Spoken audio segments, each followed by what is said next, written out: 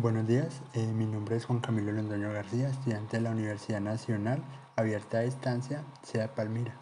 El día de hoy vengo a explicarles la fase número 5, la evaluación final del curso de modelación ambiental. Pertenezco al grupo número 43 y el caso que yo escogí fue el caso de Guadalupe Huila. Introducción.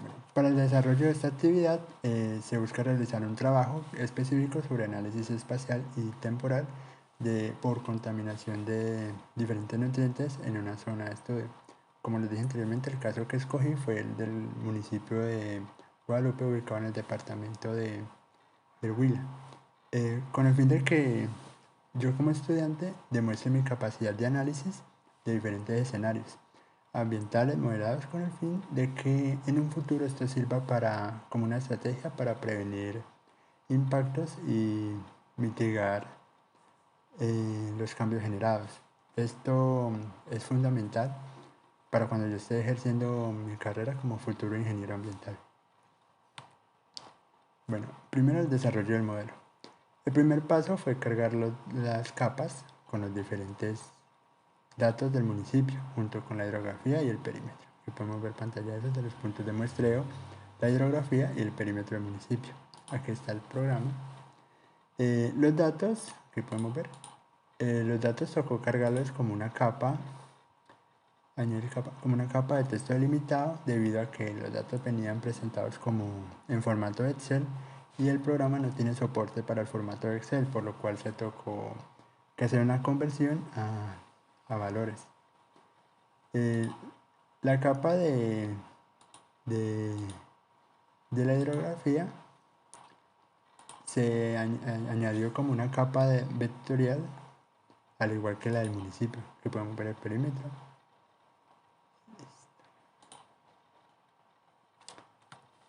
Luego se hizo una selección de los parámetros. El caso venía con tres parámetros establecidos y dos que eran la elección del estudiante. Los tres parámetros eran el sulfato, el oxígeno disuelto y los sólidos disueltos totales. Los parámetros que yo escogí fueron la turbidez y los cloruros. Luego se corrió cada uno de estos datos de cada parámetro con el aplicativo Temporal Controller que viene incluido dentro del QGIS, con el fin de generar la animación correspondiente para realizar el respectivo análisis. El análisis de resultados. Primero fueron sulfatos. Bueno, en este parámetro, aquí vemos la animación, en este parámetro se evidenció el pico más alto registrado de 312,18 miligramos sobre litro en el segundo punto de muestreo el 23 de abril del 2007. Este es el segundo punto de muestreo. Y un pico más bajo fue el 24 de noviembre del 2006 con 16,01 miligramos en el cuarto punto de muestreo. Como podemos ver, el promedio es relativamente bajo entre estos dos picos. Está entre el medio, 48, 69, muchos. El otro parámetro fue el oxígeno disuelto. En este parámetro se evidenció su pico más alto de 20,16 miligramos sobre litro. En el segundo punto de muestreo también, el 22 de julio del 2007. Y el pico más bajo fue en los meses de noviembre y diciembre del 2006 con 0 miligramos. Esto se determina que entre estos dos meses no existió presencia de oxígeno disuelto en el río. Los sólidos disueltos totales, en este parámetro se evidenció un pico más alto de 2.308 miligramos sobre litro en el segundo punto de muestreo el 22 de junio del 2007 y el pico más bajo fue el 24 de diciembre del 2006 con 284 miligramos en el primer punto de muestreo. La turbidez. En este parámetro se evidenció un pico muy alto de 1000 en el tercer, cuarto y sexto punto el 22 de junio del 2007. Esto es demasiado alto para los estándares. Y un pico más bajo fue el 23 de enero del 2007 con 3,48, que está por debajo del límite permitido. Los cloruros. En este parámetro se evidenció un pico más alto de 307,16 miligramos sobre litro en el quinto punto de muestreo el 22 de julio de 2007. Y su pico más bajo fue el 24 de diciembre del 2006 con 26,48 miligramos sobre litro en el primer punto de muestreo. Conclusiones generales del ejercicio. Con la ejecución de este ejercicio podemos conocer una forma de identificar parámetros anormales que son sinónimos de impactos ambientales en una fuente hidrográfica a través de un periodo de lapso de tiempo. También podemos concluir que la modelación ambiental es uno de los medios de evaluación que se pueden utilizar en una evaluación de impacto ambiental, ya que nos sirve como una herramienta para la gestión y la predicción del comportamiento de un contaminante en un ambiente. Y así poder prevenir y mitigar posibles impactos que son perjudiciales para el ambiente, sobre todo para los humanos y para otros seres vivos. ¿Cuáles son las preguntas orientadoras? ¿Cuál es el punto más crítico de los 5 analizados en términos ambientales? Yo puedo determinar que el punto más crítico de los 5 fue la turbidez, debido a, como podemos ver aquí, en la turbidez un pico más alto de 1000 y el más bajo de 3,48. Y el límite permitido es de 5. Y como podemos ver en la animación, la mayoría supera por mucho el límite permitido, por lo cual la turbidez está haciendo un impacto importante dentro de esta fuente.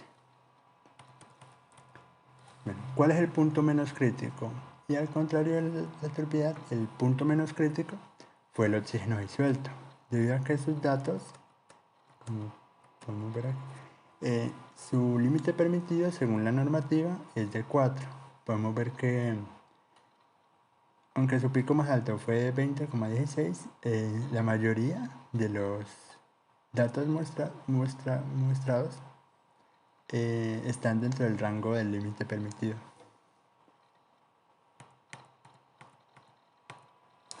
Considerando la pregunta anterior, ¿cuál es la hipótesis que explicaría el hallazgo encontrado en el punto más crítico? Bueno, debido a la alta turbidez que se presenta en la zona del río del municipio de Guadalupe, Huila, la principal causa que podemos determinar como la hipótesis y la razón de que haya esta alta turbidez es debido a la descarga de efluentes, ya que el río puede recibir directamente o indirectamente la descarga de aguas residuales de alguna instalación o alguna empresa que se encuentra aledaña a esta fuente. ¿Qué otro tipo de datos se puede correr en el complemento Time Manager? Otros de los datos que se pueden correr son, por ejemplo, el DBO, el DQO, los fosfatos, grasas, aceites, nitrógeno orgánico, el amoníaco, entre otros, por lo cual es una herramienta bastante útil. ¿Y qué otra aplicabilidad se puede trabajar con esta metodología? Se pueden hacer estudios de crecimiento poblacional a través de nuestro tiempo, estudios de natalidad, de mortalidad, también estudios de uso del suelo y cambio en coberturas a través de un tiempo, entre muchos otros. Recomendaciones. Este estudio de modelación sería bastante útil a la hora de realizar estudios en los principales ríos de alguna región del país, para así conocer el comportamiento de parámetros físico-químicos del agua en un lapso de tiempo. Al realizar este estudio podemos tener claro que la mayoría de los parámetros están superando los límites permitidos según los datos dados. Por lo tanto, es importante hacerle frente a esta problemática con el fin de mitigar los impactos ambientales que se estén desencadenando frente al ambiente. Bueno, aquí las referencias bibliográficas no se utilizaron fuentes externas, solo los datos de parámetros físico-químicos dados por la guía. Y pues el software utilizado que es el QGIS, aquí el link de la página principal. Y muchas gracias por su atención. Que tengan un buen resto de día.